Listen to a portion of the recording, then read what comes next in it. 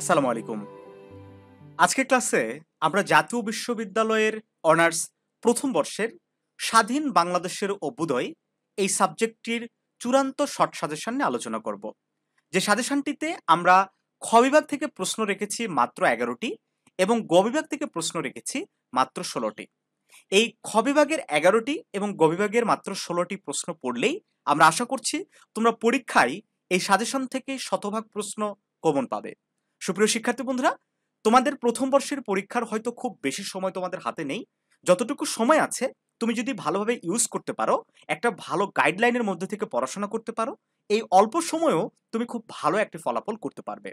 কারণ তুমি নিশ্চয়ই জানো ইতিমধ্যে, তুমি হয়তো সিলেবাসগুলো বুঝতে পেরেছ যে জাতীয় বিশ্ববিদ্যালয়ের কোশ্চেনগুলো কিন্তু আসলে বিগত সালের প্রশ্ন থেকে কমন হয়। এসএসসি এইচএসসিতে যেমন হুবহু বই থেকে প্রশ্ন হয়, সৃজনশীল কিংবা কোনো বই থেকে কমন হয় না, কিন্তু এই অনার্সের পরীক্ষায় সাজেশন কিংবা একটা স্পেসিফিক ভালো যদি কোনো শর্টকাট সাজেশন তুমি ফলো করতে পারো, সেখান থেকে কিন্তু 100% প্রশ্ন হুবহু কমন পাওয়ার সম্ভাবনা থাকে। ক্লাসটি খুব মনোযোগ সহকারে করো। যে প্রশ্নগুলো আমি এই সাজেশনটাতে তুলে ধরেছি, এই প্রশ্নগুলো কমপ্লিট করো। আশা করছি স্বাধীন বাংলাদেশের অভ্যুদয়ের ইতিহাস নিয়ে তোমাকে চিন্তা করতে হবে না।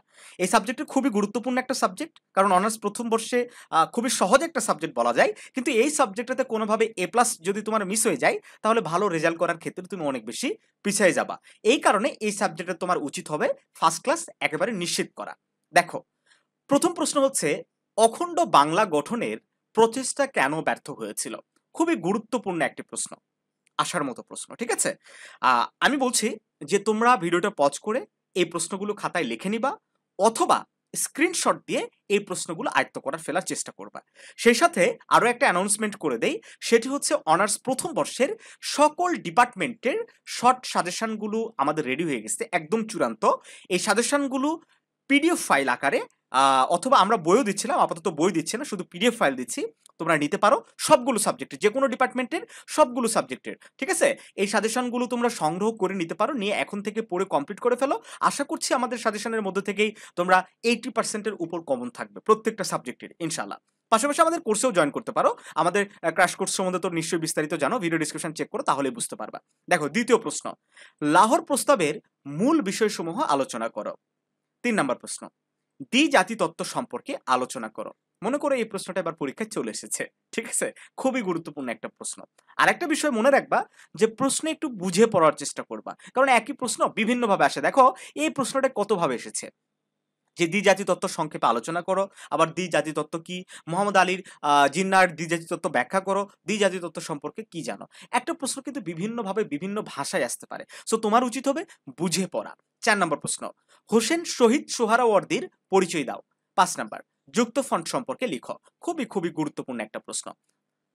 বাঙালি জাতীয়তাবাদ বিকাশে ভাষা আন্দোলনের গুরুত্ব বা ভূমিকা বর্ণনা করো। 7 নম্বর প্রশ্ন, সামরিক শাসনের সংজ্ঞা দাও। 8 নম্বর প্রশ্ন, আগরতলা ষড়যন্ত্র মামলার কারণ আলোচনা করো। খুবই গুরুত্বপূর্ণ একটা প্রশ্ন। 10 নম্বর প্রশ্ন, 9 নম্বর প্রশ্ন বাদ রেখেছি না, যে 1969 সালের গণ অভ্যুত্থানের গুরুত্ব মূল্যায়ন করো। 10 নম্বর প্রশ্ন, মহান মুক্তিযুদ্ধের যে কোনো 2টি সেক্টর সম্পর্কে আলোচনা করো। তারপরে বুদ্ধিজীবী হত্যা সম্পর্কে আলোচনা করো। এই তো ছিল ক নাম্বারে, খ বিভাগের প্রশ্নগুলো 11টি পড়লে এনাফ। এর পাশাপাশি 100% কমন পাওয়ার জন্য 2021 সাল আমি একাধিক ক্লাসে আলোচনা করেছি এই বিষয়টি নিয়ে, যে 2021 সালের প্রত্যেকটা প্রশ্ন প্রত্যেকটা সাবজেক্টের তোমাকে পড়তেই হবে, এটা মাস্ট।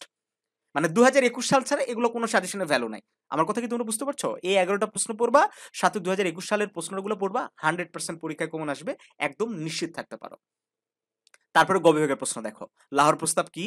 উপনিবেশিক শাসনামলের সাম্প্রদায়িকতার উদ্ভব, বিকাশ ও ফলাফল ব্যাখ্যা করো। 3 নম্বর প্রশ্ন হচ্ছে 1956 সালের পাকিস্তানের প্রথম সংবিধানের বৈশিষ্ট্যসমূহ উল্লেখ করো, কেন এই সংবিধান ব্যর্থ হয়েছিল। 4 নম্বর প্রশ্ন, স্বাধীন বাংলাদেশের অভ্যুদয়ের পিছনে বাংলা ভাষার ভূমিকা আলোচনা করো। আচ্ছা, আমি একটু ইন্টারাপশন করি, এখানে কিন্তু আমরা ক বিভাগের কোনো প্রশ্ন দেইনি। আমাদের ক বিভাগের প্রশ্নগুলো কিন্তু মূল সাজেশন আছে অ্যান্সার সহকারে। আমাদের কিন্তু সাজেশন একবার অ্যান্সার সহকারে আছে, ঠিক আছে? আমি একটু তোমাদেরকে দেখাই আমাদের অ্যান্সার সহ সাজেশনটা, ঠিক আছে? ওকে, এই যে দেখো আমাদের অ্যান্সার সহ সাজেশন, প্রত্যেকটা প্রশ্ন একেবারে অধ্যায় ভিত্তিক, সাজানো গোছানো, এভাবে কিন্তু প্রত্যেকটা সাবজেক্টেরই। হ্যাঁ, শুধুমাত্র ইংলিশ, ম্যাথ, জুলজি, বোটানি, এবং কেমিস্ট্রি, এই কয়টা ডিপার্টমেন্ট বাদে সবগুলো ডিপার্টমেন্টের অ্যান্সার সহ আমাদের কিন্তু সাজেশনগুলো রেডি আছে। তোমরা এখনই সংগ্রহ করতে পারো, সেই সাথে আমাদের কোর্সেও কিন্তু যুক্ত হতে পারো। কোর্সে যুক্ত হলে সবচেয়ে সুবিধা কি জানো? দেখো আমাদের একটা গ্রুপ তোমাদেরকে একটু দেখাই।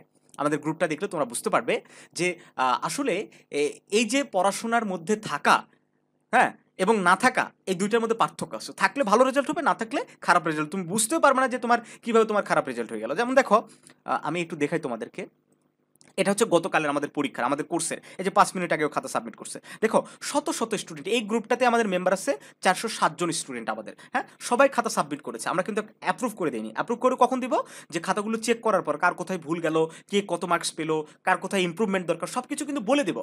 সো দেখো, এই যে যারা আমাদের পরীক্ষাগুলো নিয়মিত অংশগ্রহণ করছে, আমাদের যে দিক নির্দেশনাগুলো বিভিন্ন ক্লাস থাকছে, আমাদের যে সাজেশনগুলো ফলো করছে, তারা ভালো রেজাল্ট করবে, নাকি যারা এসবের মধ্যে নাই তারা ভালো রেজাল্ট করবে? বলো তো ভাই।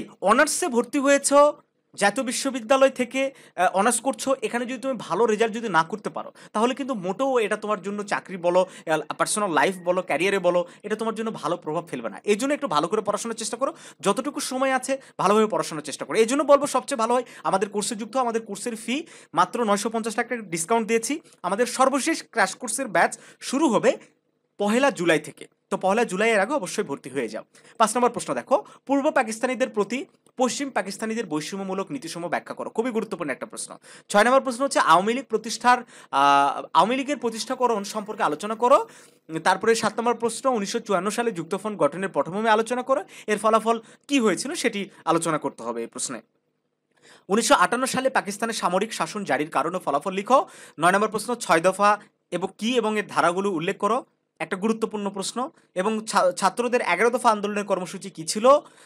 11 নম্বর প্রশ্ন হচ্ছে 1969 সালের গণ অভ্যুত্থানের কারণ ও তাৎপর্য ব্যাখ্যা করো। 12 নম্বর প্রশ্ন, স্বাধীন বাংলাদেশের অভ্যুদয়ে 1970 সালের নির্বাচন কি প্রভাব রেখেছিল? 13 নম্বর প্রশ্ন, 1971 সালের অসহযোগ আন্দোলন সম্পর্কে আলোচনা করো।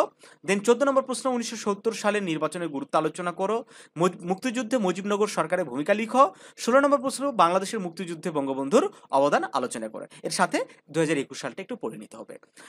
শিক্ষার্থী বন্ধুরা, তোমরা অনেকেই হয়তো আমাদের মতামতের সাথে দ্বিমত পোষণ করতে পারো, মনে করতে পারো যে হয়তো এই সাজেশন থেকে কমন হবে না। বাট এইটা তুমি মাথায় রাখো, এখানে একটিও কোনো অতিরিক্ত প্রশ্ন দেওয়া হয়নি। এই প্রশ্নগুলো এখানে সেট করার একটাই উদ্দেশ্য, যে এই প্রশ্নগুলো এবারের পরীক্ষার জন্য সবচেয়ে বেশি গুরুত্বপূর্ণ। এই জন্য এখানকার একটা প্রশ্ন ছেড়ে পরীক্ষার হলে যাওয়ার চেষ্টা করবে না, অবশ্যই একটু পড়ে যাবা, ঠিক আছে? আর অবশ্যই আমাদের কোর্সগুলোতে যুক্ত হয়ে যাও। আশা করছি যতটুকু সময় আছে আমরা তোমাদের উপকারে আসতে পারবো, আমাদের দিক নির্দেশনায় অনেক ভালো একটা রেজাল্ট করতে পারবে। তো ভালো থাকো সবাই। আর এই যে ভিডিওর মাঝখানে একটু মার্কেটিং করে নিলাম, এটাতে তোমরা আশা করি কিছু মনে করবে না, কারণ আমরা তো কোর্সগুলো করেছি তোমাদের জন্যই না। সো আমাদের কোর্স সম্বন্ধে তুমি যদি না জানো, তাহলে এটা হলো তুমি তো ভর্তি হতে পারবে না। এই জন্য তোমাদেরকে জানাতেও হতো, মানে জানাতেও তো হবে, তাই না? তো অবশ্যই আমাদের ভিডিওগুলো একটু বন্ধুদের সাথে শেয়ার করে দাও, আমাদের সাথে থাকো। আশা করছি আমরা সবাই মিলে ভালো কিছু করতে পারবো।